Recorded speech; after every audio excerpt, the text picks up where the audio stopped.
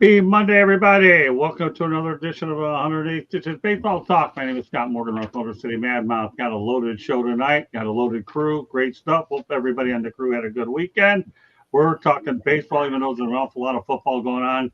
Candy and I have a lot of football going on. We got with Miami blowing out NC State.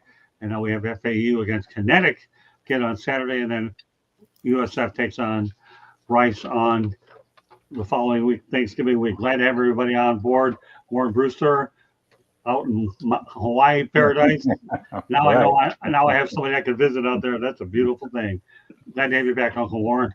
Thank you, Scott. Great to be here. And you got Candy Ebling. Always great talking baseball with you fine gentlemen. And my longtime buddy, Barry Foote. We go back to the Fort Lauderdale Yankees, and I learned a lot from this manager. I'll tell you, he's a winner on and off the field, Barry. Thanks, Scott. Appreciate it. Glad to be here. And we got George Eichhorn. Good to be here. Welcome. And we got the Catsy Man. Good to be here, Scott. And the Clark Bar. Okay. Great stuff. All right. So with that said, let's get to it. Busy agenda here. Things baseball fans must accept. And I'm going to go over some things that obviously occurred during the year. I'll just ask you, everybody on the crew, do you agree or disagree with them for the sake of getting through them? Some of them have already passed. Not a big deal. This is one of the shows during the off season where we have a chance to reflect a little bit. But this year was a World Series or bust for the Phillies. Do you agree or disagree, Warren?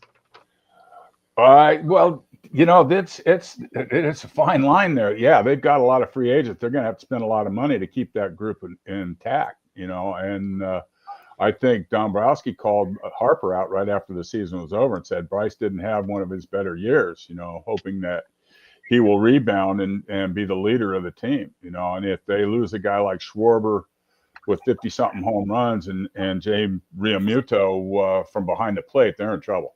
You know, they'll have to rebuild. They'll have to start from scratch pretty much, you know. Have to start all over again. Okay, you know what I'm going to do? I'm going to go with everybody. I'm going to go through all of them with one person at a time, and we'll go there. So the next one, Uncle Warren, is going to be this. If the next made the playoffs, they would have been knocked out in the first round. Do you agree with that? I agree with that. Yeah, because there's had to be some turmoil and something. With the amount of money they paid those players, you know, there's something wrong there with them not being in the playoffs to begin with. Okay, the next one, the Mariners would be dangerous in the playoffs. Well, it's safe to say they were. Warren, do you want to go ahead and elaborate? Yeah, you know, and they're got a strong nucleus, a young nucleus. Josh Naylor re-signed, so they're in good shape. You know, they're moving forward. I think they'll be big. Make some big moves in the offseason. You know, they've kind of laid in the weeds, and now they've got a contending ball club that's going to have one game from being in the World Series this year. Okay, the Yankees would be favorites if they had Garrett Cole. All right, Warren, what do you think? Yes. Oh yeah, without question. Yeah, I mean he's one of the top 5 pitchers in all of baseball. You know, he's a horse. You can ride him for a long ways. You're going to get a strong 7 out of him almost every 5th day. So that's, you know, that really hurt their rotation when they lost him. The Orioles would be in the playoffs if they had a different general manager. Well, that's a tough call, you know, because he's, you know, it seems like that's the way the game's going. The front office is running things and the manager is kind of just a figurehead, you know. So it just general manager very important. They got to bring the players in that the manager can run out there and play with, you know. But I you know, that's hard to say. I'm not that know that much about the Orioles, and it's something that I really can't speak to. Cade Horton will win the NL Rookie of the Year. I don't know if he did or not, but maybe somebody has an answer to it. Did he? Yeah. He did not. Drake Baldwin did the Atlanta Braves. Okay, all right. So, well, obviously So Eric will just refresh us there. All right. So we're going to pass on these other 3. Pete Crow Armstrong is overrated, Warren. Do you think he is or not? No, I don't think so. No, he's a young man. He's only 23 years old, and I think he's just coming into his prime. You know, he's a great defensive outfielder, And now the bat's starting to come around. I think he'll do nothing to get better. Okay, and last, Geraldo Perdomo is the top 3 shortstop. There's guys that have been around longer than him. You know, it's. I would say no. Okay. All right, Candy, I'll give you all this. I'll go through them in rapid fire, and then we'll continue. We have a lot of other things to get to. All right, so we'll go back to the beginning. Candy, this year was World Series of West for the Phillies. Do you agree or disagree with that? I agree. Okay. If the Mets made the playoffs, would they have been a first-round knockout? Yes. Okay. The Mariners would be dangerous in the playoffs. Oh, yes. Okay. The Yankees would be World Series favorites if they had Garrett Cole. I agree. Okay. The O's would be in the playoffs if they had a different GM. I'm going to disagree with that one. Okay. And Pete Crow is overrated. Armstrong is overrated. No. And last, we talked about Geraldo Perdomo as the top 3 shortstop. No. Okay. Barry, you want me to go over them all again real quickly? If you don't mind, I'm old, so let's do it. You're old. Hey, you look fantastic. That's okay. Maybe by the time Trent, he'll have them memorized. Just kidding with you. By the way, Zion Pantaya, thanks for being in here tonight. Okay, we'll go. We'll start it again, and that's this. Okay, we've got a World Series or bust for the Phillies. No, I think the Phillies could come back. I mean, I think they're going to spend money. I think they'll probably. There's a good chance they'll re-sign Schwarber, and Harper's got to have a good year. I mean, if Harper isn't the superstar, year that he normally has or has had in the past, they aren't going to compete. But I think they could. They lost their top pitcher there at the end, so I don't know. How deep in the wallet they're willing to go, but they got the money to do that. If the Mets had made the playoffs, would they have been a first-round knockout? Yeah, probably. Okay. The Mariners will be dangerous in the playoffs.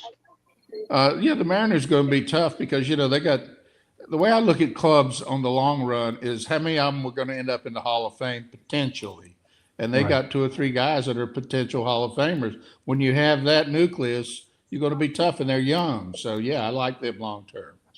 Yeah, no, they look awfully good. The Yankees be World Series favorites if they had Garrett Cole.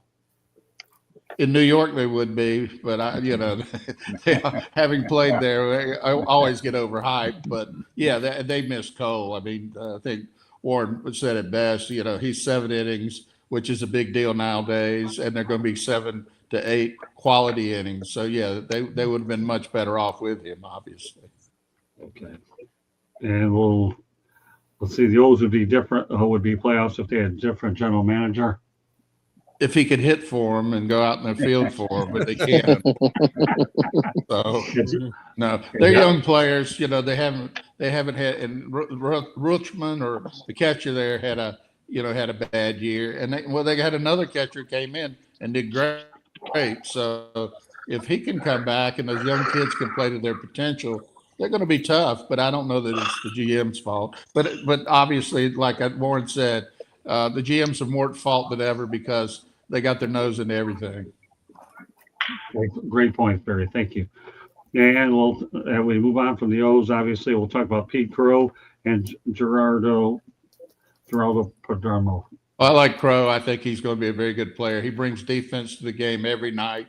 And, last year he had a really good first half, fell off a little in the second, but no, I like him a lot. And no, I don't think he's a top 3 shortstop. Okay, George, we'll move on to you. Phillies. Phillies, no. I'm a big Dave Dombrowski fan, so I'm not going to close the lid on them yet. So the window is not closed. Okay. About the Mets, would they have been a first-round knockout if they got now? I'm gonna have to join the crowd here on this one and say yes. Okay. Well, okay. Then we'll talk about the Mariners being dangerous in the playoffs. Well, you certainly, if you're from Detroit, they're dangerous and they will remain dangerous. So that's an absolute yes for me. They got a great team. With the Yankees and Garrett Cole. I I mean, the thing is could they have gotten? I don't think they could have beat the Dodgers again in another matchup, but I would say yes, that if they had Cole, they probably would have gotten to the series at least. All right, then we'll move on to Pete Crow Armstrong and Geraldo Perdomo. Well, I'm big on both of them. I'm going to say yes to each one of them. I mean, yes that they're going to have positive futures in the MLB. I mean, that's a. Oh, and the other thing is, I think the Baltimore general manager. I'll throw my 2 cents on that. It's very hard, to be a GM in today's world.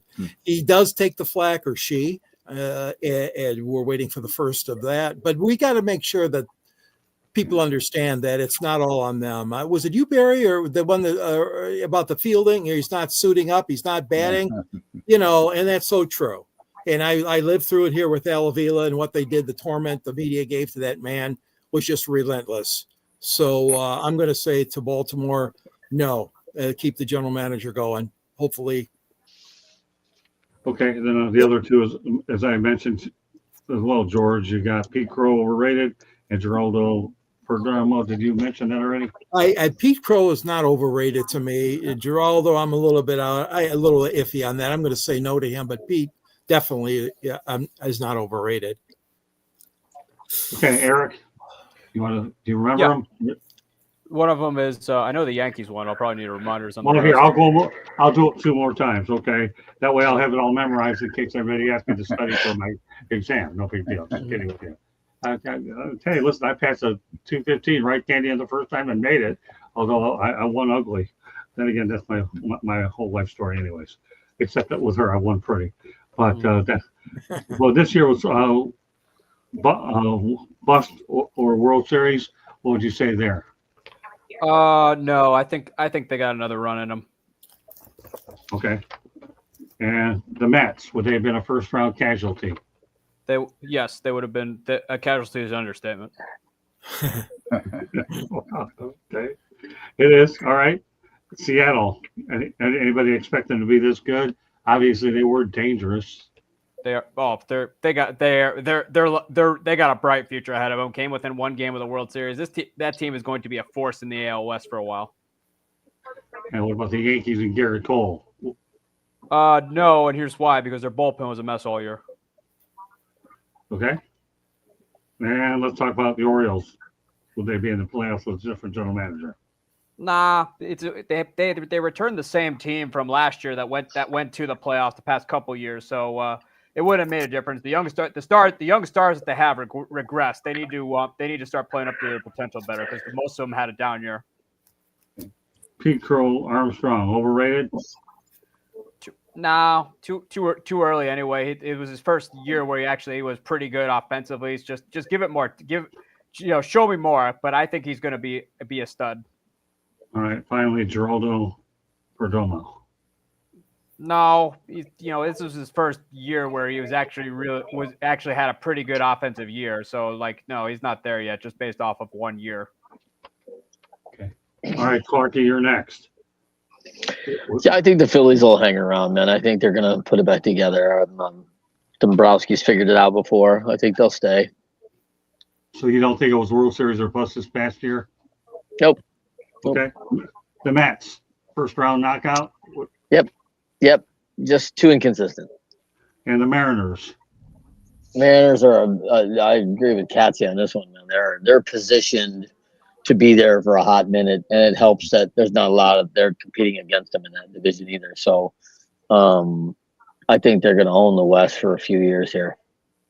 And the Yankees, would they have been to the World Series with a No, I'm also staying with the Katya. I can't believe Katya said it out loud, to be honest. But I'm going to go with him on this and be like, he's right. Their bullpen's kind of inconsistent and not strong. And Cole hasn't been an absolute stopper in the playoffs. He's great, and he's a guy who eats innings, and you need him healthy. And man, we're starting to talk about Garrett Cole about the more years he's unhealthy than the years he's healthy, and that's concerning. Yeah, it sure is. Okay, and let's talk about, obviously, we've got the Orioles and a different general manager. No? Yeah, I don't think it would have changed anything. I think I agree with everybody that the GM is a fall guy for sure, but they've also positioned themselves for that, like maybe stepping across the field a little too much. There's a little too much green stains on the dress shoes up in the GMs, but at the end of the day, listen, he's not playing the game. I mean, team's got to go out there and get it done, and they did not. I don't think it matters who's running that home. Yeah, Pete Crow overrated. Yeah, I'm gonna abstain from both those guys. I don't know. Okay, all right. I'll give you my 2 cents, and then we'll move on to the next topic. It does get easier.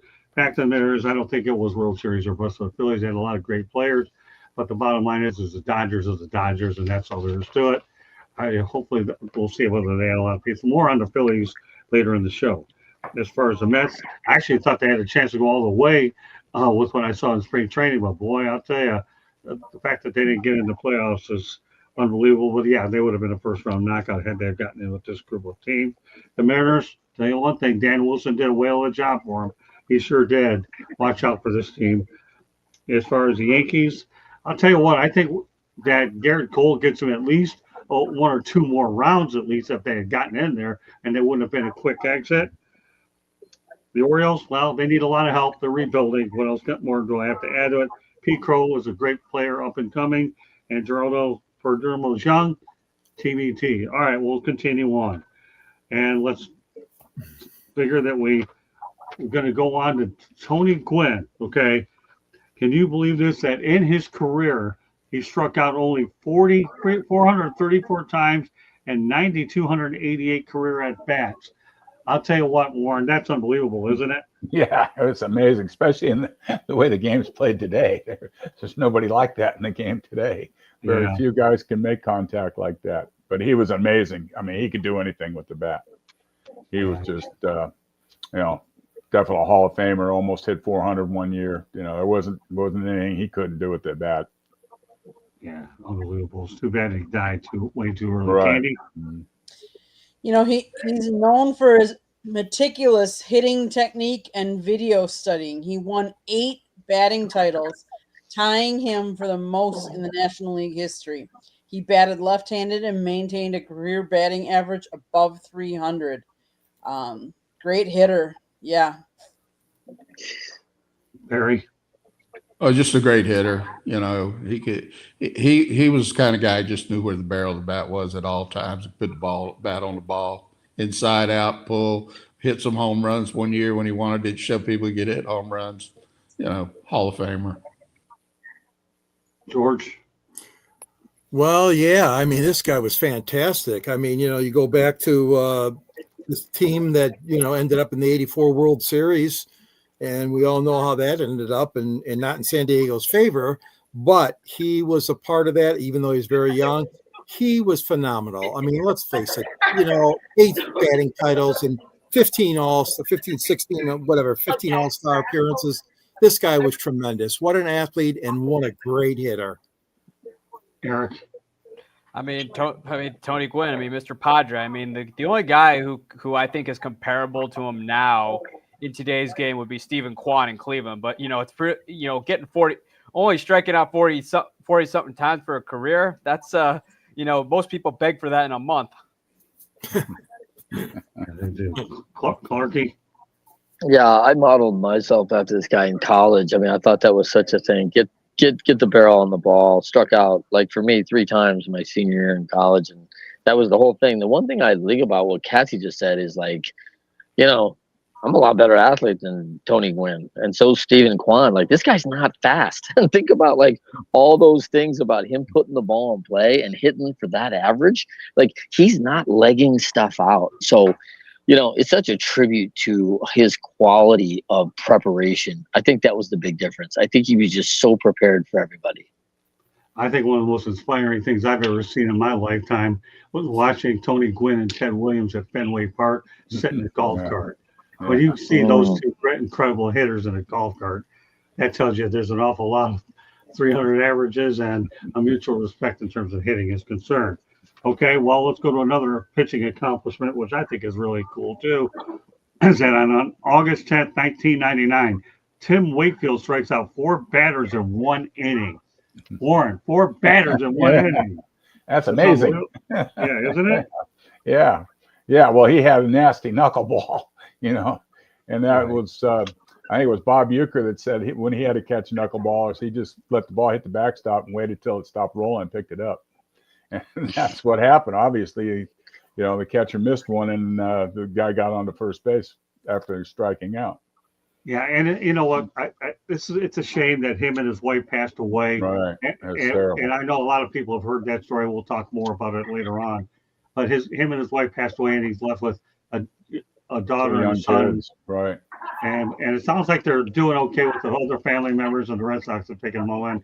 But the Wakefields are a very inspiring story. Candy? It's pretty amazing to think. I mean, how many times in history has that even been done? 4 strikeouts in one inning in MLB. It'd be an interesting stat to it's happened 99 times, actually. 93 players, but 4 players have done it twice, and 1 has done it 3 times. So it's pretty impressive. If you think along the lines of how many innings across how many games in MLB history. Yeah, I mean, Tim Wakefield was just a heck of a player. Go ahead, Barry. Knuckleball. That's all you got to say. Knuckleball, and the guy couldn't catch it. So that happens, especially if you got a knuckleball like Wakefield had. I mean, you're a catcher. You ought to know how many knuckleball did you have to go. I caught more knuckleballs when I was coaching and catching in the bullpen with Charlie Huff and some others than I did as a player. Really? Okay. Cool stuff. Okay, George. Charlie up. That's an oddity. I know it's a rare thing. Striking out 4 in one inning. It is quite a feat. He only played in 1 All-Star game, but boy, oh boy, the Red Sox fans loved him, as we know. And the Hall of Fame, at the Boston Red Sox Hall of Fame, welcomed him. And it was a tragic ending for him and his wife. And but that's a great achievement, Scott, to do that. And hats off to a guy that really, really earned his stripes and a good guy in baseball history. Eric? I don't know how that was possible to have 4 strikeouts in 1 inning. I mean, but Tim Wakefield, nasty knuckler. I mean, he threw it for a long time, and he was really, really good at it. Clark? G? Yeah. If there was a guy that I would bet on, a 4 strikeout guy, he would be a good one. Knowing a catcher that's got to go back there is asking for a day of bruises, maybe. I think that he probably would have been a good selection. Charlie Huff probably would have been a number 2. There you go. Well, yeah, that's what you talk about. Yeah, rest in peace, Tim Wakefield and your wife. And I'm sure your kids are proud of you. And anybody associated with the game of baseball, it definitely feels that the game is better when Tim Wakefield was contributing to it for sure. Yeah. All right. David Ortiz was inducted in the Baseball Hall of Fame in July 24th, 2022 as a DH. Is everybody okay with DHs getting in like this? Because David Ortiz, obviously, I know that at times that people were suspecting he'd be on steroids, but he's one of those guys that knows how to go ahead and play the media pretty well and got along with them. So I don't know if he managed to get in or not. There's always a question mark there. So what would be your best guess on this one? Is David Ortiz a legitimate Hall of Famer, Warren? Well, he's a Hall of Famer off the field, that's for sure. Because when they had the Boston Marathon and the problem with the Boston Marathon, he stepped up and led the charge of Boston's stay strong Boston. So, but it's hard for DHs, but he did play first base for a number of years, so he did play a position. But I don't know if his numbers are worthy of the Hall of Fame. Fair enough, Candy. It takes something special and to be a DH. And you think about, you're not playing the field. It's just, but your head has to really be in the game because you're only going up there and playing part of the game once every couple of innings, depending on where it is. Now, kudos to him for doing that. There are a couple of others that are kind of in the Hall of Fame that played. To be honest with you, Paul Molitor played more games at DH than he did at any other position during his career. And, so kudos. But yes, it takes something special to be able to have a Hall of Fame career as a DH. What do you think, Barry? Hall of Famer, October, 3 championships. Yeah. For me, he's a Hall of Famer, and he's been, he was good for the organization too. So that I think that counts for something. I agree. Totally agree, Barry. Thank you. George? Yeah, he finished 286 as average, 2,400 hits, 541 home runs. I think he's a Hall of Famer. He 10-time All-Star. Yeah, I know he's like a media darling now. I get that. And I mean, he's a great asset on that Fox pregame. But the fact of the matter is that I think there is room for designated hitters in the Hall of Fame. Not frequently. We waited a long time on relief pitchers, and we waited a very long time on DHs. But yeah, I think it's a part of the game. Eric?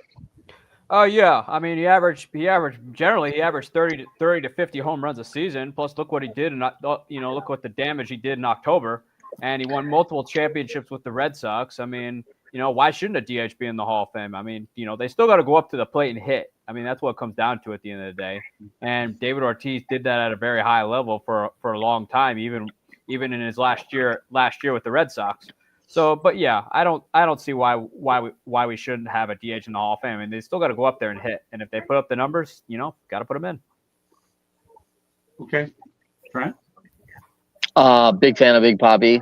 I agree with everyone about he is Boston's son. He's a good media guy, but I also believe he's listed in the Mitchell report. I'm pretty assured. Right. And so if we're going to talk and start comparison that game, then I can tell you, if I got a team and we're going to pick sides, I'm taking Barry Bonds over that guy all day long. Because Barry Bonds is a lot better player than that guy.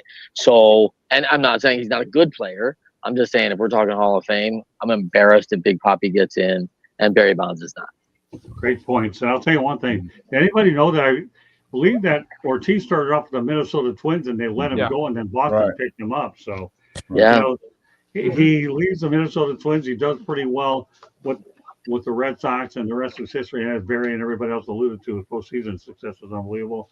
I had heard someone to that effect trying to put the Mitchell report. So, again, I'm still not. I mean, Barry Bonds I could get in with a different vote, although I'm still hoping Don Mattingly gets in, and I'm praying that Donnie gets in. All right, let's go to Dylan Cease. Was not traded at the deadline. Where are some possible destinations for the Padres pitcher? Warren, would you have any idea where you think Dylan Cease could go? Well, there's a number of teams. Everybody's going to be in the market they're always in the market for starting pitchers, and he's got a great track record. The Dodgers, the Yankees, the Mets, the Giants. There's going to be a lot of teams bidding for his services. Candy? Yeah, they're a good quality starting pitcher is it's a gem, and you can't find a lot of those. It just depends on if the price tag is right for some of these other teams, as opposed to obviously the ones that can spend a whole lot of money. But the Dodgers proved that starting pitching, obviously in the World Series, helped them win it all. I mean, that was how they won it was with their starting pitching. Barry? Yeah, I think that, you got a lot of teams that are in the hunt and a lot of teams with money. The Giants, they haven't signed anybody, lately, and they've got a lot of money. So, yeah, there's plenty of places for him to land, and he's a quality starter. He'll go somewhere and make a lot of money. George? Yeah, I mean, you nailed it, Barry. I mean, there's so many teams that need pitching right now. I know the Tigers are in the market for another starter.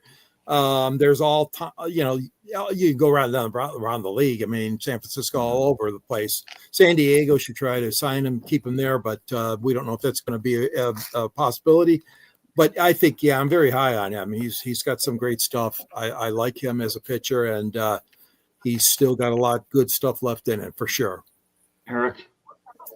Dylan Cease obviously has put together a solid career for himself in baseball. First beginning with the White Sox, then with the Padres. As far as free agency goes, I could see him going. I could see him going to the Giants. He'd be playing in a pitcher friendly ballpark. I think it'd be a good fit for him. Logan Webb needs a Robin, and so I think Dylan Cease would be a perfect guy. I like that. Logan Webb needs a Robin. Okay, Clarky, that was good, Eric. Good job, man. Man, obviously, if he's got Boris as his agent, then he's brushing up his resume for the top bidder, which will likely be New York or L.A. And so it'll be interesting to see how it shakes out. I think Seattle might make a little bid. They made some money this year. They got a little money to spend. Obviously, to Barry's point, like San Francisco's always in the game. You know what I'd like to see? I'd like to see if the Padres actually held all their pitchers, what they would be right now, because they'd be a force. Well, during our next show, when we do this, and again in about 2 weeks, I'm going to talk about all the players that the Padres shipped away at the trade deadline. But that'll come after this one, because God only knows they traded a lot of them. Yeah, I mean, the market's wide open for him. I think San Francisco and anything where he could go where the pitcher's park makes an awful lot of sense. And there's a few of those places. Hey, you never know. Seattle could be in play as well for him. Again, pitcher's park is the key to this whole thing. So let's talk about the fact that the Padres acquired Ryan O'Hearn from the Baltimore Orioles. Let's examine the trade. Anybody what are your thoughts about it, Warren? Well, the Padres, that was one of their weak links was a catcher. They needed catching, and he fit the bill for them. That made him stronger once he came in and started playing every day. And it was a great shed for the Padres. It was a good move that they made. With something that they needed. Andy? Yeah, I mean, it worked out like it. I'm not as familiar with that trade, Scott. I'll admit. Don't worry about it. Okay, Barry, we know you and I know a thing or two about catchers. Well, yeah, I mean, he had a good solid year. I think he hit 17, 18 home runs and did a good job. So it was a good acquisition for sure. George?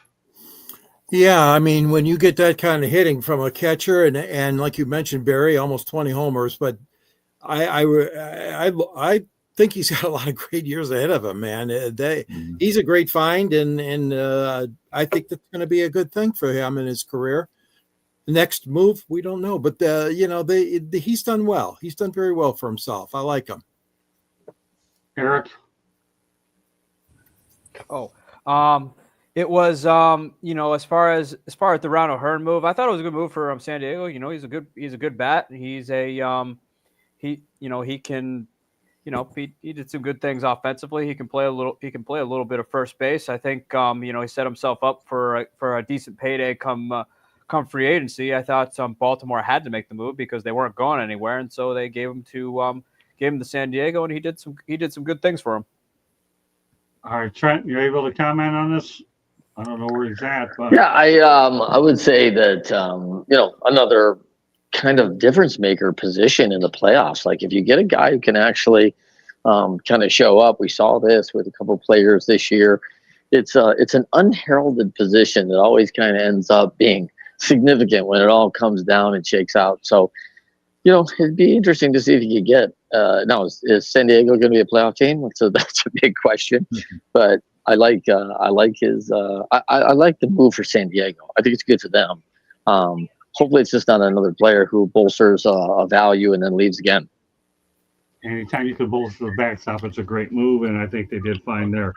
All right, the Tigers traded for Detroit native and 2024 All-Star Kyle Finnegan, who is now a free agent. Does he resign in Motown? Because I know at one point they replaced him on the IL with a right abductor strain, but he did make it back for the playoffs. We'll start with you. Do you think that Kyle Finnegan will be back in Detroit? If not, or where do you think he can wind up? Well, he was, he missed half the season right in the middle of the season, but he did well when he was healthy, and I'm sure the Tigers want him back without question. He was mainstay in that bullpen, so I'd say he stays in Detroit. They're going to do everything they can to re-sign him. Candy? I think Detroit has a lot of question marks because they obviously have to pay Tarek Skubal a lot of money. So Right. whether they can retain a lot of these other pitchers or not will be the key. Hopefully they'll be able to, but only time and money and contracts will tell. And again, Scott Boras is a big part of the whole thing too. With Skubal, Barry. Well, yeah, I think that they're going to try to sign him, but it comes down to, what's their budget going to be for Skubal? You're going to have to dig 30 to 40 million a year for him. Yeah. Then what you're going to have left over. But yeah, he pitched well for them, so I'm sure they want him back. George, you were close to it. A lot of people forget that he was actually born in Detroit, Michigan. I just mentioned it. Yeah, Yeah. 34 years old. And yeah, I mean, you could tell that AJ liked him. I mean, and he got along well with Dingler, the catcher. I mean, they had a good relationship and still do. And the question mark again is going to be how much he's going to want and how much are they going to be able to sign him for if they can. But I think that they realize that there's still a lot of question marks in that Tiger bullpen. So I would think it would be wise for the Tigers to make every effort to keep Kyle Finnegan in the fold. Eric? I mean, Kyle Finnegan was really nice down the stretch for the Tigers. I mean, I think with that, I think what would have happened was had the Tigers not made that move, they might have their embarrassing choke job in the AL Central might actually result in them not going to the playoffs. But he's a good closer. Obviously, the Tigers, he's open to coming back. I would imagine the Tigers will do everything they can to bring him back, but that's more of a question to the younger Ilitch what he wants to do. But there's going to be some teams that are going to want him as well. I know the Dodgers definitely need some help in their closer spot because Tanner Scott was a complete bust for them last year, and also besides for him, the Cubs could definitely make a move for him. And don't forget the Diamondbacks need a closer too because the Diamondbacks bullpen was a disaster last year. Yeah, I've even heard comments that he could go to the Miami Marlins. You never know. The Marlins might be spending a little bit of money since they only finished 4 games under 500. And by the way, when we start to, I have a pretty good lineup coming up for Saturdays as well, as I'll have a bunch of my colleagues in Miami joining me on that show. So stay tuned for some updates as there. Trent, some thoughts about Kyle Finnegan? Yeah, I think he's obviously he's a fit in Detroit. Loves it, born there. So it all makes sense. To Barry's point, I don't know if there's any money left over for him. So he may have to work for pizzas because, maybe they'll cut him in on some Little Caesars franchises. I don't know, because he's going to go home and maybe they'll give him some equity in the pizza business. I don't know, but it's not going to come in dollars. I don't think they've got what it takes to sign him if they keep Skubal.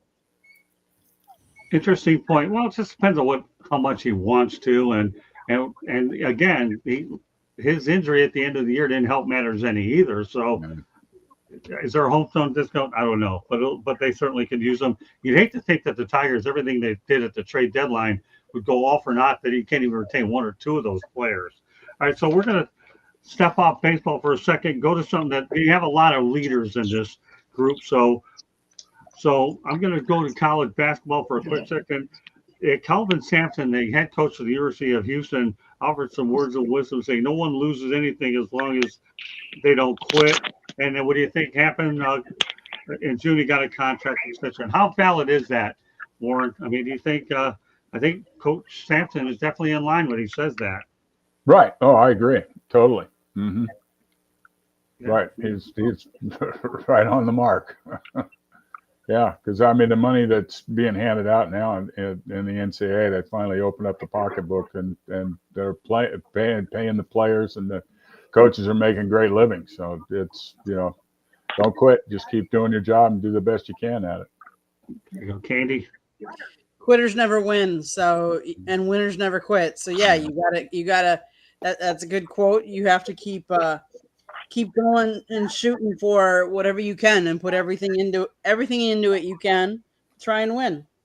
Yeah. Well, every now and then I'll throw these little curveballs in here. Barry, obviously you're a manager. You probably preach this 9 million times over, haven't you?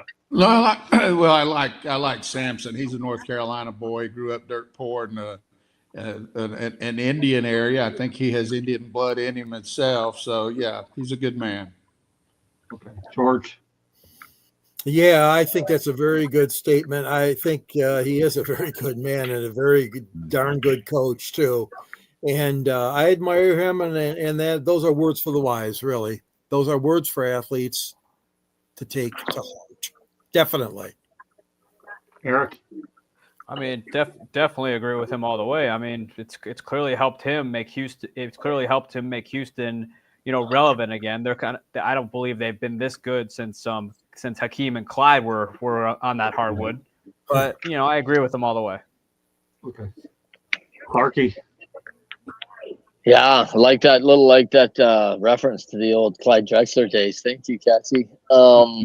Yeah, for me, I mean, I'm a big fan of Coach Sampson. I think he's just a upright guy. I think it's always one of those things where, it's where you want your kid to grow and be a man. And he's a guy, I think, who really develops young men. And he's won everywhere he's went, winning record. I think it comes back. We heard some nice little quotes here, and I think it's you win or you learn, right? So if we don't win, we want to maximize our effort, get everything out, and learn why we didn't win. And I think Sampson's really good on that, which is why he's proven he's probably coaching at like an 85% win ratio, right? So I think his boys do learn, and he's good at teaching. So impressive coach. Congrats to the University of Houston. I think they really got, a Hall of Fame coach there. Yeah, we're actually I'll bring Bing and this quote back on Inside the Pitch in tomorrow. I like it so much. Why not let everybody else get their taste of it as well? All right, one more topic before we go to a station break. On August 31st, 2006, get this, Jim Leland stops mid-argument to honor America during God Bless America. Then he did get ejected from the game. How do you like that one? If that isn't true American stuff, Warren, I don't know. Jim Leland stops. No longer God bless, and then he's out of there. Yeah. Well, Jim Leland's a classic guy. I had the fortune of the month I spent with the White Sox. He was our third base coach. So I got to know Jim a little bit. Great guy. Just a wonderful, and then got the manager's job, was successful everywhere he went, and that's Jim Leland in a nutshell right there. I worked with him for quite a few years, and I'm proud of the pictures I got with Jim and the things that he taught me. Candy? Stand-up guy. Yeah, I mean, it's great. Yeah, Leland had such a good storied career. He's in Hall of Fame, and even down here, I know the Marlins recognized him this past year or the year before. So yeah, great human being. Barry? Well, was a great manager. I mean, he's a Hall of Famer, and I think doing what he did shows his patriotism, but also shows you how strategic arguing really is. That he didn't lose his temper to get thrown out. There was a strategic reason why he was out there. So that I think shows you that. Oh, George. Yeah. A great guy. He really is. And he admires the servicemen and women that serve our country. And also he has great respect for first responders. I know every time the Tigers had a ceremony, which most teams do now every year, to respect either the military and or the first responders, Jim was always out there and, talking to people before the game and the servicemen and women that helped out. He always had a great response. I don't think that's a surprising thing at all. In fact, I think it would be downright rude and stupid of somebody to continuing arguing if he did not do that. But the fact that you guys have all mentioned it, the Jim was a class guy. It still is. He loves the game and the game loves him. I think he stopped an argument for God Bless America. Come on, George. Get a life, Sal. He stopped for God Bless America. That become a seventh inning thing. How many games do you stay past the seventh inning? Sixth inning. I know you like to leave early. Here, let me tell you the life of a sports writer named George Eichhorn. Okay, get this. Get to the game. I've learned. Get this, Barry. Okay, this was way back in the day when we were doing this together. It was different. This guy will get there. Oh, I know everybody from Detroit Sports Media. Let's say that work and do all this good stuff. And by the time seventh inning, eighth, I'm ready to leave. He don't care about postgame, you sick of man. I can show you a thing about postgame. I've been involved with some most interesting postgame situations on the planet, including one that happened Saturday night, which I won't get into. All I know is I'm a Miami sports writer, right, Candy? The Miami guy. What do they call me on Saturday? Miami sports writer is good enough. I'm a Miami sports writer, people, and I'm teaching some things about postseason. But I'll tell you, for all those that want to know about the Miami sports writer thing, it's going in the book. Oh, I got a doozy for you people. All right, Eric, this is something you don't. This is different than slamming a paper on a desk, I'm going to tell you. So I'm not teaching you this thing. You just don't teach this stuff. Okay, go ahead. Talk to Jim Leland. Well, I was expecting you to slam your post game interview notes on George's desk. Boom. But yeah, well, nowadays you slam the clicker down on your computer to send it. But Seriously. But yeah, Jim, I remember when this happened, though. I mean, it just comes to show you just how much of a class guy Jim Leland is. I mean, he knows he's grateful. He's said publicly before he's grateful for all service men and women.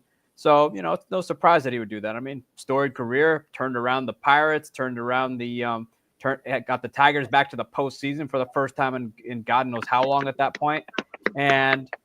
He also took the Marlins. He also won a World Series with the Marlins. So, all in all, though, he's the gold standard when it comes to managers, and most memorably too. There was nothing more great than seeing him crush a heater in the dugout.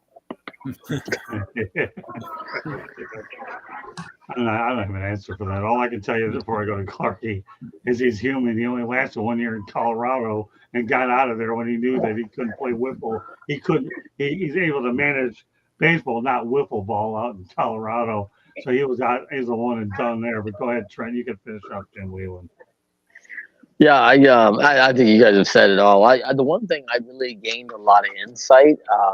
Never didn't coach much against Leland's teams, but one of the great insights I got was from a book called The Chicken Runs at Midnight, about one of the coaches and the backstory of his life. And he was a huge Leland guy, and Leland is a big influence on this coach in his life, and they kind of intertwine him in the story. It's a fabulous story. Highly recommend it.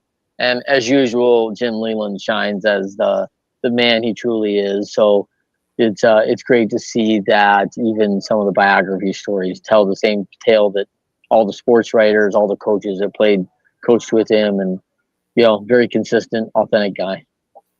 Okay, time to go to a station break. When we come back, we're going to talk some Philadelphia Phillies. Mr. Philly himself, Warren Prince, is on the broadcast.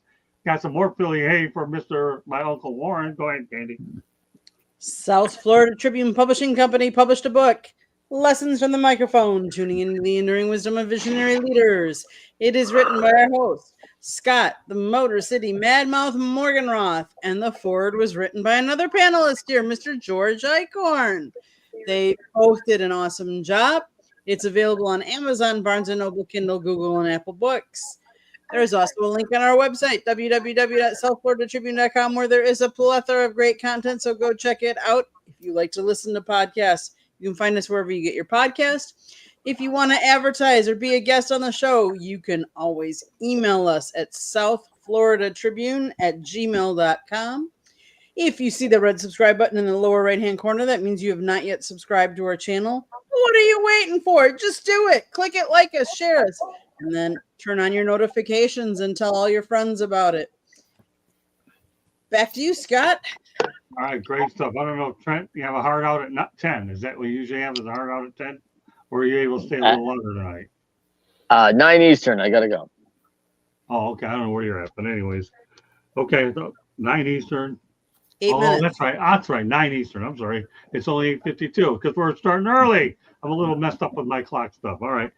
Let's go to this. The Phillies all-time lineup. We're going to actually start off with Trent on this one. Who's missing is always the question that I like to ask everybody. And that's this. I'm going to go over the outfields. Are Bobby Abreu, Lenny Dykstra, Richie Ashburn, third base. Then is Mike Schmidt, Jimmy Rollins at shortstop, second baseman Chase Utley. Ryan Howard is your first baseman. Starting pitcher Steve Carlton. Your relief guy is Tug McGraw. Catcher Darren Dalton. DH Bryce Harper. And your manager is Charlie Manuel. All right, Trent, who's missing?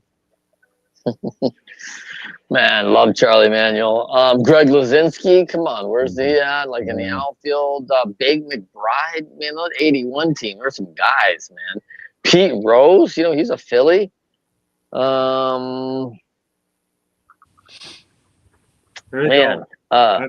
That's plenty. You got you got one. I but think those are my guys. Yeah, you got three. All right, Patsy. You forgot Jim. You forgot Jim Tomei, and Ooh, Yep, you forgot about thanks, man. Bob Boone. You forgot about Bob All right, Boone. come on. We got other people on here. You guys are okay, but all right, good. And So we then got Jim. and also Pat Burrell. I only asked for a Ooh. couple. I didn't say not. I mean, all right. All right. Anyway, don't worry. I know Warren will have plenty. Go ahead, George. What about Delahanty? You guys remember Who? Delahanty on the Phillies? No. Okay. No. Did you say Chase Utley already? Did you? No. Utley? Yeah, Chase Utley was on the. He was on the starting team. Yeah. Yeah. Manny, Okay, Manny Trio was Right. not just Oh, yeah. scoring. How many do you want? You got to get off at 9. I'm done. All right, Barry. I don't know how many are left because these guys stole them all. I mean, you got to have Luzinski in there when he was in his prime. Yeah. He was probably more feared than Schmitty was, as far as in about a 3 or 4 year period. I know that Warren and I played with both of those guys at the same time, and Bull was the power guy of both leagues there for about 3 years. So I couldn't have a team there without Luzinski. And they won a World Series with Luzinski. And we probably would have gone to another World Series if we'd have taken him out of left field the night that he was out there in the ball Friday. and behind him. So, but I like Bull, as part of the all-time team. Yeah, Greg Luzinski was a heck of a player. That's for sure. Okay, Candy. Did you say how about Cole Hamels and Ooh. Robin Roberts? Yeah, that's what I was going to. Wait, Cole Hamels and who? Robin Roberts. Roberts. Oh, yeah, there you go. All right. Go ahead, Warren. That was Well, Warren. That was Warren's trump card, man. Well, one of my favorite people that I was ever around in baseball was Tony Taylor. TT was the greatest, Barry, you can. Really great guy, Yeah, great baseball man. Yes. Yeah. He was special. So he's my one that was left off. He's got to be in there somewhere. All right, I'm going to throw something really off the wall here. And I'll tell you what, this is about as off the wall as you can get. Fanatic. Not an all-time great player, but he's an all-time great story. His name is Von Hayes, everybody. All right, the stick. Ooh, And I'll tell you why I'm putting Von Hayes on here. Yeah. Because when I went to Jack Russell Stadium and one of these Phillies people went up there, hey, Von Hayes, blah, blah, blah, and they gave this guy a hard time, everybody said that Steve Carl wouldn't talk. Von is my man, people. I went out. I need to talk to this guy, and he was nice enough to give me an interview during spring training. And if that isn't good enough, let's have Dallas Green, who managed these guys, right? Right. So, Dallas Green. Good one. Dallas Green. Dallas Green. But Good Von biography. Hayes, wait a minute, Trent, you want to get off on time? Let me finish, okay? I'm almost done. Well, that's all right. But Von Hayes, I think he was traded like 5 or 6 people for one. And Yes. boy, I'll tell you, Barry, when you have lofty expectations out there, it's unbelievable. And by the way, let's not forget about the fact that Willie Hernandez and what was his name, Bergman, were traded. Dave Bergman. Yeah, Dave Bergman were traded, but we're not putting him on there. But Von Hayes and Dallas Green. All right, Clark, we got enough time to let you go out there and say what you need to say about your book. Go ahead.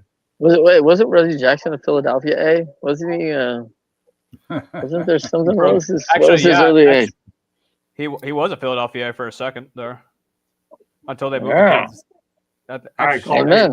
promote the Yeah. books. You got to pick up your kid. Yeah, hey, Go ahead. hey everyone, you can find me at Trent@leadershipity.com. Please email me anytime. My cell phone's 480-710-3712. Give me a call. If you're a moron, I will block you. I did write this book, Leading Winning Teams, and I do have a podcast called Winners Find a Way, and you can find that on all the major networks. I'm always thrilled to be on the baseball shows with the Motor City Mad Mouth and this talented crew. Well, you're on them, and we're glad to have you. All right, we'll see you in 2 weeks from tonight. Enjoy your Thanksgiving, Trent, and be safe picking up your kid. But we'll be back in 2 weeks. All right. Now there are 6, and now we will talk about a no-hitter, and that's this. The no-hitter of the night is Matt Cain throws a perfect game on June 13th, 2012, in the first in Giants history. Okay, your thoughts on this one, Warren? Oh, what a thrill. Couldn't happen to a greater pitcher. You know, he started kind of having a tough time, and he revamped his workout program and what he did to prepare himself. And this was one of the first times that since he changed his routine that he'd pitched, and he throws a perfect game. You know, it was great. You know, and I was fortunate. I was listening to the last couple innings. I was coaching junior college baseball at the time, and we had a night class on a Monday night or Tuesday night, whatever day it was. And went over to the local restaurant and got to see the last couple innings. And what a thrill! Great for a San Francisco icon. Just it was a all-time great pitcher for the Giants. Okay, Candy. Despite already having 13 no-hitters in franchise history, no Giants pitcher had ever thrown a perfect game until Cain. Cain struck out 14 batters in his quest for perfection, tying Sandy Koufax for the most strikeouts in a perfect game since 1900.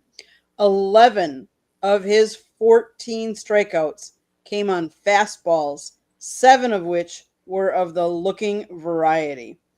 What a performance. I mean, anytime you are a no-hitter but yet a perfect game, those are so rare. I've never actually seen a perfect game myself, but kudos to him. I nearly saw one with Dave Steve. If it wasn't for a stupid rock at Cleveland Municipal Stadium, I would have done it. Oh my God! I'm glad they knocked that place down. That cost me a history. Barry? Oh, good. He had great stuff. He threw a lot of fastballs up in the zone, which would make him really effective today because the guys can't hit the ball above their waist anymore. But yeah, he had good stuff. Not shocking that he threw a no-hitter. Pretty shocking to strike out 14 in a perfect game. But he did have really good stuff. George?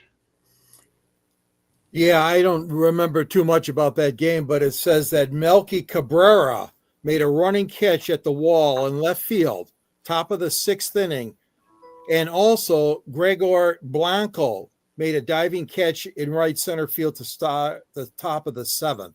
So, you know, every time there's a no-hitter or a perfect game, you know, you're always going to have several outstanding plays. Right. So this obviously had that as well. Big crowd on hand, too, 42,000. And hats off to a really good umpire, now retired. Ted Barrett was behind the plate for this game. And but hats off to he was a good pitcher. I really liked him. He really was. Well, he's got Melky Cabrera and Gregor Blanco to thank for making all that possible. So, but you know, Matt Cain that day was just, you know, it was just one of those days where he was just on. Every pitch he threw was just unhittable. I mean, it was one of those moments too. It was actually a year after Jonathan Sanchez threw a no-hitter of his own. But you know, the fact that he had a perfect game, you know, it was just unbelievable. And the fact that you know, he was able to do that and put himself in baseball in baseball lore is just terrific in and of itself. You know, well, bottom line is Giants got a perfect game out of it. Detroit nearly got one with Armando Galarraga. They still don't have one, but hopefully they'll get one of these days. Oh, but it was quite an accomplishment for Matt Cain for sure. And now, as time goes on, Barry and Warren, I'm going to be mentioning more and more no-hitters. This one just stood out. So I love mentioning no-hitters because we all know full well they are a big part of the game. All right, we're going to do a little change of pace. And let's talk about on September 14th, the movie Hardball gets released. Any recollections of Hardball? Did you like that movie, Warren? I never saw it. I can't. I never did. Okay. No, I can't comment on that one. Oh, no big deal. Candy? I did not see. I don't think I've seen that one either. What about you, Barry? Nope, I got to pass. Oh, that's all right. You're not the only one to be passing on this topic. All right, George, did you see it? Hardball. I never you- saw it either, Scott. Sorry. Oh, I thought you're the one person who's going to research it, even if you didn't. Is see this it. really a Yeah. movie? Is this really a movie? Yeah. Is it really? Yeah, it was. It was. Okay, here you go. The budget was 32 million and they grossed 44.1 million on that movie. Very successful movie. Yeah, somebody's got to sound smart on this panel because I didn't see it either. So, what about you, Kathy? You going to bail us out of this one? Sorry, I know of the movie, but I never saw it. I mean, try Bull Durham or Major League instead. Yeah. Oh, there you go. All right. Oh, that was good. Sorry, people. We don't know a lot about hardball, but we're playing hardball with our answers because, I have to admit, I can't sit in a movie theater. I've been told how many times to shut up. George ought to know because I've been kicked out of a film because I get too fidgety, and poor Candy's never been in one with me. So because I'm the result of some, fidgety, high energy behavior in there. Because I think these movies too loud, and all of a sudden a lot of people, regardless of what they're doing in the movie theater, don't like the way I'm thinking if they're doing other business. And I don't want to come into the TMI information, but go ahead, Eric. I was gonna say though, it's hard for me to picture you in a movie theater. That's why you watch them at home, people. And matter of fact, I think I know I know another reason for why you don't like Cleveland Municipal Stadium because you were probably freezing right next to the lake. No, actually, I wasn't. At that time, it was in July or August, and that stupid stone was at second base. I'll never forget it. Ding Steve had this thing going right in the ninth inning. What do you think? The ball hits a stone and into right field. Oh my God! There goes my place of history. Oh well, it is what it is. But we're not playing hardball tonight. A lot of us didn't know. The only one that was close enough to smart enough was Icorn to at least research it. But hardball gets released. I guess Candy maybe will have to go ahead and watch it one of these times when I can sit still and not do other sports stuff. All right. That's Well, I'll tell you impossible. what. We have a couple non-sports topics of the night and some more baseball ones to go to. But get this. Once upon a time, Albert Einstein was offered the presidency, people, of Israel in 1959, but he declined. Oh my gosh, I'll tell you. Where did he come up with this? Where all my sources are. What are your thoughts, Warren? Albert Einstein didn't want to be president of Israel in 1959. Whoa, that would have been great for them. Where would they be today? No telling. Great answer. I like that. Andy, I like that answer, Uncle Warren.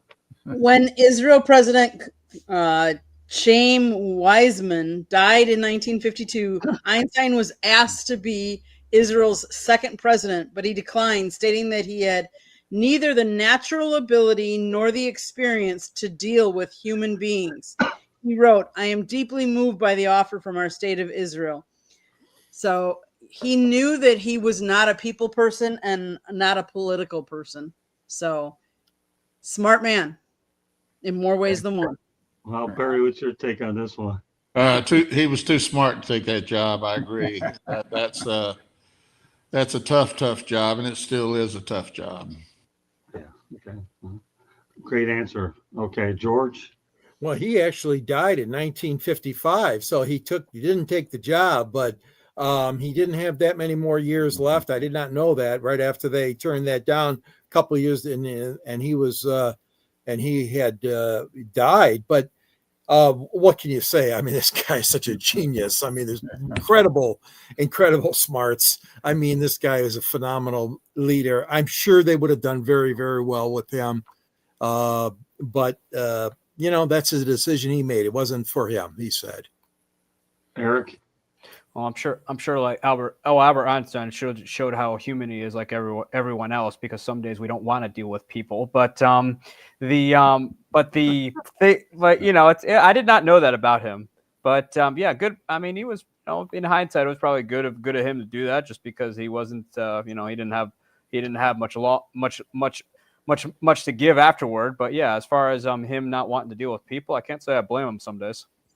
Oh, the man was an inventor. That's all I have to say. He was doing other stuff, but Yeah. more power to him. At least he was offered the job anyway. So that's why I made the show tonight. I wanted to have something lighthearted. As one of my co-hosts on Saturdays, Gabriel Garcia, says it's a change of pace topic. So, all All right. Well, we're going to go. We're going to talk about a little bit of footwear tonight. Okay, we're not going to ice. We're going to go footwear tonight, which is and that's this. Okay, get this. Checkers was founded by Robert Greenberg in 1992. He had just left L.A. Gear, a company he also started after it collapsed. His plan this time was simple: focus on casual, comfortable shoes for everyone. In the beginning, Checkers didn't design its own products.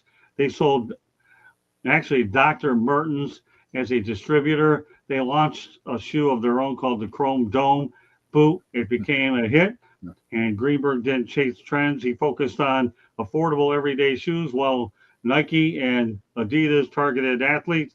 Skechers went after the average consumer. All right, Warren, what are your thoughts about the Skechers brand?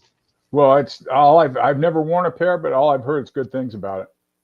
You know, that's apparently they're good. They're good for your feet. You know, our feet are very, very important. Candy? So I've said this before. I'm on my feet a lot during the day, and years ago I did not wear Skechers, and I had issues with my legs, my knees, my feet bothering me when I would come home. Since I have switched to Skechers, I no longer have any of those issues, at least at this point. So as far as I'm concerned, they're a very good shoe. They're very comfortable. They're easy to get in and out of. One of the things I like obviously you can literally just step right into the shoe. So you're not having to bend down, touch a shoe if it's wet or dirty, if it's the rain or if it would be the snowy season. So for that reason, and that makes it very easy. Like if you're going to visit somebody's house, so many people don't want you to wear your shoes in their house. It makes it very easy to take them on and off and very quickly as well. Perry? If Candy endorses them, I'm good, and if Howie Long endorses them, I'm good. So I'm a Skechers fan. I don't ever wear them. I don't have any Skechers, but I'm good with them. Thanks, Barry. Yeah, Barry, I'll tell you, Howie Long is pretty good, isn't he? Oh yeah. George, that was good, Barry. I'll tell you, you're doing good at this broadcasting everything with your nice low key sense of humor. I love you, man. You know that we've been doing this for years. I'll tell you, you're the best. Howie Long. Maybe you get to my answer afterwards. Go ahead, George. Just to back you up a little bit more, Candy, not that you needed any backup, but some podiatrists recommend certain Skechers models, particularly those with their Arc Fit technology, while others are hesitant about many of their standard models due to a lack of support. But the recommendation is there. And you're right, Candy, I'm glad it worked out for you. It was something that helped you out with your constant walking and on your job and everything. So I'll take it from you. And then also, like I said, the podiatrist that they talked to at Skechers, and they've got a lot of them that they talk to, obviously, when the designs are happening. They recommend that as one of the best shoes around. I'll stand by that. I've never had a pair, but I'll stand by that. Or should I sit? Maybe I'll send you my hand-me-down so I can have excuses to get new ones. Just kidding with you. He'll drive the bookkeeper and the family crazy when I say that. Go ahead, Eric. I just have to get her go. Well, I know. I mean, I've heard nothing, but I've never owned a pair. I've heard nothing but good things about them. I mean, if Joe Montana likes them, I guess I can like them. There you go.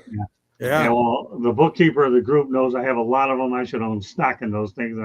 I have a lot of them because I like the different colors depending on what I use every day. And I have a lot of Skechers back, but we'll spread the Skechers wealth around all the different shows and not bog this one down. But it's pretty cool stuff. I'll tell you one thing: Skechers and my raggedy knees worked out pretty good. All right, well, let's talk about one more Ichiro stat. He set the single season record for the most hits at 262 in a season in 2004 by breaking Hall of Famer George Sisler's 84-year-old record, 257 in 1920. All right, Warren, what else can we say about Ichiro? Yeah, it's a great hitter. You know, he was a singles. Speed was his game. Hit the ball and run. You know, he could probably hit a ground ball, two hopper to second base and beat it out. You know, so he had a great career, and you know, the Hall of Famer. You know, I can't say enough about him. He was a great player. Candy. You know, again, he won 7 consecutive batting titles. You know, just a great all-around hitter. Could put the ball wherever he wanted. You know, hit it where it was pitched and then run as quickly as he can. He had a lot of speed on the base, which made it, which helped him. He wasn't afraid to bunt. Like, wherever he needed to, however he needed to get on, he could. So kudos. Barry. Well, he was a great hitter, and he was also a great outfielder with a great arm. So he was the all-around player. I think he's in the Hall of Fame in Japan and here. Mm-hmm. And I think, I'd hate to even say this, overall, I think he had more hits than Rose total in 2 leagues. He did. Mm-hmm. But Pete's still the hit leader, in my opinion. But you know, it just goes to show you what a great hitter he was. There's no question about it. Well, it's interesting that Barry, that we have him on the same show in addition to talking Tony Gwynn, and I mentioned Ted Williams. You talk about 3 of the best hitters of all time. We had 3 of them that we talked about tonight. George. Yeah, that's a tremendous achievement. It says that, you know, he had 200 hits in each of his first 4 seasons in the MLB. But of course, we know he had great stats, as you mentioned, Barry, and we've mentioned before when he was still playing in Asia. But yeah, this guy was phenomenal. And I mean, to be able to break George Sisler, that's a name way back in the past, baseball greats. And he finished at, it says 372 that year. Can you imagine 372 in that year that he set that record, which was 262 hits? Unbelievable. Great hitter. Great guy. Eric. I mean, you know, I remember when Ichiro first came into the league, and he broke that record. But yeah, he's a Hall of Famer. He's very deserving of it. I think he was the first superstar in Major League Baseball from Japan. So we're all raving about Otani now, but Ichiro was essentially doing it before it was cool. Yeah, he sure was. What a heck of a player. That's why I spent so much time on him. I want everybody to appreciate the greatness that Ichiro brings in. And in the future shows, we're going to talk about some Japanese players that are going to be coming out. So and I have 2 more topics I want to get to. Just to give everybody an overview, we're going to talk about in future shows. We're going to talk about umpires. We're going to talk about no-hitters, as well as a lot of the ABS things that will be coming forward in 2026. So stay tuned. 2 more topics to get to. We started with a Hall of Famer, and we're going to have 3 more that we're going to talk about. Let's talk about the fact that Bob Gibson pitched more complete games, 255, than he had wins, 251. Add Bob Feller to the list, 266 wins, and he had 279 complete games. Warren, these are pretty good players. Right. Yeah. And that was back in the day when pitchers pitched complete games. Yeah. You know, I remember talking to Robin Roberts one day, and he had 27 complete games in a row. Wow. I mean, it's amazing. But that's what those guys did. I remember as a little boy listening to opening day, Juan Marichal and Bob Veal, 15 innings. And Warren Spahn and Juan Marichal hooked up and went 15 innings. You know, it was nothing for a starting pitcher. You know, I was fortunate to be a starting pitcher in the minor leagues for 2 years. And I looked at it as I got to play every 5th day. I'm going to play as long as I can. So I had 27 starts one year and 19 complete games. And the other year I had like 25 starts and 18 complete games, something, you know, because I wanted to play the whole game. I wasn't coming out. Manager come out. I'm not coming out. Not until the game's decided. I'm not leaving the field. I have 1 word for you, Warren. Cheers. Yeah. We miss that stuff these days, Candy. Yeah. And by the way, one guy we forgot to mention with the Phillies is Jim Bunning. Oh, Yeah. yeah. My agent. He was my agent. Oh, was he really? Yes. No kidding. Well, Jim Bunning's in. All right, Candy. I didn't know that. He was an agent. Cool. Great stuff. I mean, complete games are a thing that has gone by the wayside. with analytics, they don't let people stay in for complete games. So these are stats that are going to stand the test of time. And kudos to them, because it takes a lot for a pitcher to dominate all. Let's face it, the analytics say the third time up through the batting lineup, the hitters have the advantage at that point. And so for these pitchers to have pitched complete games and gone through the lineup, you're talking 3-4 times in a complete game. Kudos to them.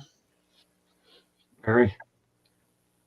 Well, I got to face Gibson early in my career, and he was at the end of his. He didn't have the kind of stuff he had when he was really good. I did see him pitch in '71 when he was still really good.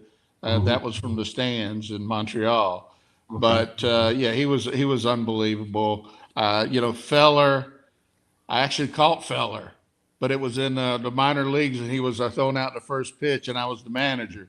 So I didn't realize, he was a surly sort of guy. He had a little bit of issues with the guys making money, and that was before they really started making money. And he didn't have a chance to make that kind of money. And he was making the circuits, going around for whatever they paid him, $300 or $400 a night to come out and throw out some first pitches. But he was a war hero, and missed about, I think, 3 or 4 of prime seasons where he was going to win 20 games a year. So he's a special guy. And Bunning, when I was coming up, Warren, he was a manager in the Phillies organization. So I played against him in AA ball. So I got to see a lot of those guys. When you're old and play a long time, you get to see a lot of guys. Great stuff, Barry. And by the way, Barry, you talk about Bob Feller. I actually got to spend time with him when I was the Gastonia Rangers. He was a good friend of a guy by the name of Jack Farnsworth when we were both in the South Atlantic League. I think, weren't you managing Myrtle Beach at the time? I was. Yeah, and you won a championship over there. Well, my Gastonia Rangers had all these players that lost 90-some-odd games. Oh, my God. They have, they had Sosa, Rodriguez, and Palmer. They had 3 really good. I remember writing up the reports that year and saying, these guys got some great potential prospects here. Yeah, they were potential to the point where they lost 90-some games, and I was their director of public relations. And what happened was the owners didn't want to spend money on a bag of dirt the last game of the year. That's what I was up against there. And Sammy Sosa would go out there and tell the lady, Nino, you cheap. Nina, you cheap. And Sammy and I used to hang out all the time. Yeah, but I forgot you were writing the report. So yeah, they had a lot of potential. All right, 90-some. But that was a bad ballpark too. That was a very nice ballpark. Yeah, Sims Legion Park was terrible, wasn't it, Barry? It really was. Those locker rooms are awful. I think they have a new one out in Gastonia someplace, but that was terrible. But only you and I could remember that one. I played there. Oh, did you? My first year in pro ball. Yeah, Lynn Barker pitched for Gastonia that year, and at the end of the season, they brought people in to check the lights to see if they put a meter on the lights, and it didn't register. I believe it. Yeah. Well, I did play-by-play there. If that's worth anything for American Legion games. I mean, and that press box was terrible too. I mean, there was nothing good about Sims Legion Park. Other than the fact that if it hit a hurricane, it would stay there because you have all those wooden big walls where you stuck advertising signs on them. But yeah, still you got Warren, you got Barry, and I played in that place. Oh, goodness. Right. And are we proud of it? No. Go ahead, George. Well, not only did he 7 times he completed 20 or more games 7 times in his career, Bob Gibson, but 5 times he had 20 or more wins in a season. These are pitchers we're not going to see like this anymore, unfortunately, with the game changing so much. But Bob Feller, too, another great guy. Obviously, the Tigers hated him because he won so much and made Cleveland such a great team. I really, really think, though, that Bob Gibson was just an incredible pitcher. And, it just a great career. Anytime you can win that many games and that many complete games, it's phenomenal. Just a phenomenal pitcher. All right, Eric. Well, here since you're talking about that Sims Legion field, here I am thinking the concrete dump in Montreal was bad. But it's complete games are kind of a lost art nowadays. I mean, I remember at one, I think the last guy in today's game who did it regularly was Sandy Alcantara, who had, I think, 7 complete games one year. Right. But nowadays I think teams kind of live within their fears about pitchers getting hurt. Analytics is factored in too about teams just going right to their bullpen, and I just think that it hasn't really helped the pitchers. It's actually done the opposite. It's hurt them more than helped. And it's just unfortunate, but that's just the way the game has gone, as they've kind of gradually scaled back innings. Okay. All right. Final topic of the night. On November 16, 2010, Roy Halladay wins the second Cy Young Award of his career. He becomes the 5th pitcher to win the award in both leagues. All right. I tell you what, then we go back to Philadelphia and Toronto. What a player. I tell you, I miss Roy Halladay big time. He talk about a workhorse, Warren. This guy was it. Yes. Well, I mean, the biggest thing about him was he struggled. He had, I believe, he still holds the record for the highest ERA in a season. It was like a 10.43, something like that. And they sent him all the way back to A-ball the next year to be with one of the pitching coaches that he came up with. And they dropped his arm angle down, and the rest was history. After that, he was just lights out. It's whatever they did really worked for him. And he went on to have a great, great career. And the only one of the few that win the Cy Young in both leagues. And throw no hitters in both leagues. Yeah, I believe he threw one in Toronto. I'm not sure. Yeah, I think you're right. He He did. did. Yeah, he is. Like I said, what did I say? Become the 5th pitcher to win the award in both leagues. I think you're right about that too. I go with that. Candy, of course. If I don't know, she'll know. She'll know. Well, I'm looking it up. You put me earlier in the lineup, so I can't get all my crack research done in time, Scott. Here, he was drafted 17th overall by the Blue Jays. In nearly his second career start, he nearly pitched a no-hitter. But then he struggled. He was demoted, and then he worked himself back up. Yeah, he won his American League he won the Cy Young Award in 2003 and in 2010. So yes, 2003 would have been with the Blue Jays, 2010 with the Phillies. He's 8-time All-Star. Pitched a postseason no-hitter on October 6, 2010, the perfect game on May 29, 2010. He's retired both. His number is retired both for Toronto and the Phillies. Barry, I'll leave it how at would that. you like to have caught him? Well, it would have been fun. He was a great pitcher, no question about it. And I knew some guys that were in the Blue Jays organization. Dave LaRoche is a minor league pitching coach, and he just thought he raved about what a good person he was. Not only a good pitcher, but was very, just a great guy on the ball club. Yeah, unbelievable. George. So Doc, why did he get called Doc Halladay? Well, here's the story behind that real quickly. The Blue Jays announcer Tom Cheek was referencing the old Wild West gunslinger Doc Halladay. And so that's where he got the nickname Doc. But yeah, what a great pitcher. Again, his life was cut short by a terrible accident and he died. But he really, really was a great Toronto and Philly pitcher. It just, you didn't want to go up against him.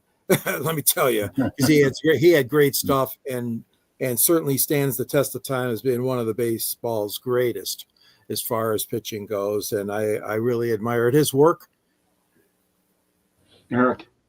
I mean, top 3 pitcher of my generation, hands down. I mean, with the Blue Jays and the Phillies, he was just he was the best. I mean, obviously it was very tragic what happened to him, but he's a Hall he's a Hall of Famer for a reason, best pitcher of my generation. And if I'm not mistaken, he threw a no-hitter in the postseason, which hadn't been done since Bob Feller threw his perfect game in the World Series for the Yankees.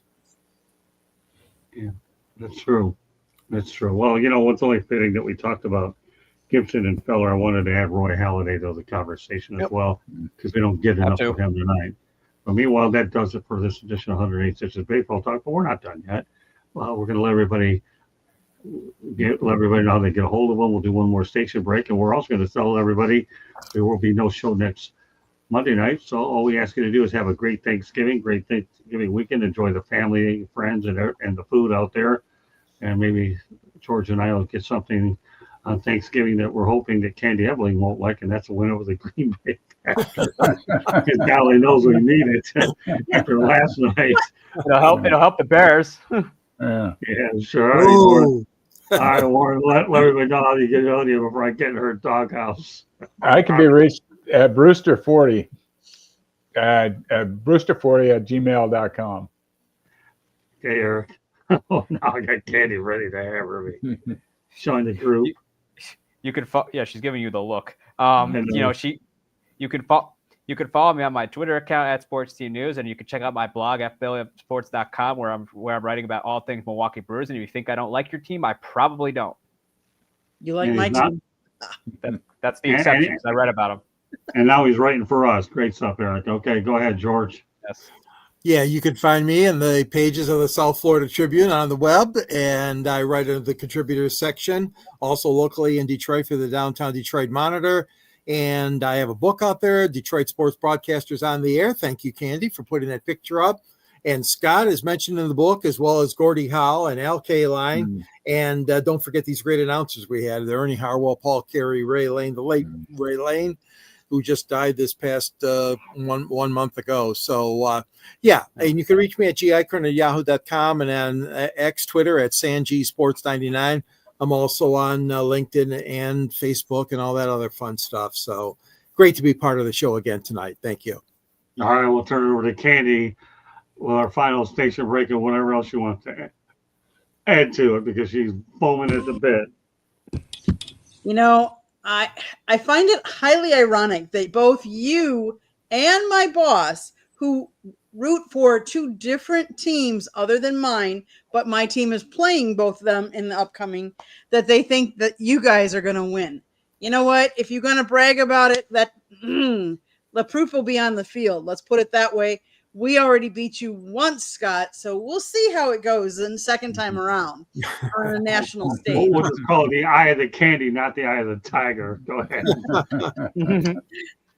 But as far as South Florida Publishing Company published a book, Lessons from the Microphone, Tuning into the Enduring Wisdom of Visionary Leaders. It is written by our host, Scott, the Motor City Madmouth Morganroth. If you've liked any of the stories that he's told so far, go read the book. You think he was hard on me? You should read the book about one of his teachers and what he did to one of his teachers. Yeah. So get the book to find out. So George Eichhorn also wrote the foreword. It's available on Amazon, Barnes & Noble, Kindle, Google, and Apple Books. There's also a link on our website, www.southfloridatribune.com, where there is a plethora of great content. Yes, Scott writes for us, Eric writes for us, and George also writes for us. So go check out their articles. I put pictures up there once in a while. South Florida Tribune Publishing Company. If you go to our YouTube channel, we have all kinds of videos up there for post-game press conferences as well as these shows. So go check that out. If you're not one of our subscribers, you see that red subscribe button, click it, like us, share us with all your friends and family, turn on the notifications, but definitely subscribe so you're notified when we go live. If you like to listen to podcasts, you can find us wherever you get your podcasts. If you want to advertise or sponsor a show, or if you want to be part of a show or have topic ideas, you can always email us at southfloridatribune@gmail.com. And that is SOUTHFLORIDATRIBUNE@gmail.com. Back to you, Scott. I want to thank everybody on the group here. Trent Clark, of course, Warren Brewster, my Uncle Warren out in Hawaii. Now I have a reason to come to Maui. Oh, my God. I can't believe you're there. I got to get there now. I got to get her there. That's the only island we didn't hit when we were out there before. And Eric Katz, my student, and George and Barry, what can I say about you guys? You guys are great. I love all you people. I love all these people on this network that we've accumulated. Barry, you know how I feel about you, man. That goes without saying. dating our back to the days of the old days when we were just learning our trade. George, what can I say? My favorite pinata. Okay, so with that said, thank you everybody for joining us. I hope everybody has a great Thanksgiving. We'll be back Tuesday, 2 weeks from tonight here on 108 Stitches Baseball Talk. We will have an episode of Talking Baseball this Saturday, so hope you can join us there. So on behalf of Trent Clark, Warren Brewster, Candy Ebling, Eric Katz, George Eichhorn, and last but not least, the greatest entrepreneurial and excellent baseball player on the planet, Barry Foote, and somebody I really feel like a close friend of mine for years, Barry Foote. I want to thank you very much for joining us. We'll see you in 2 weeks. Happy Thanksgiving, everybody. Until then, we'll have more baseball hay coming your way. Good night, everybody. Okay.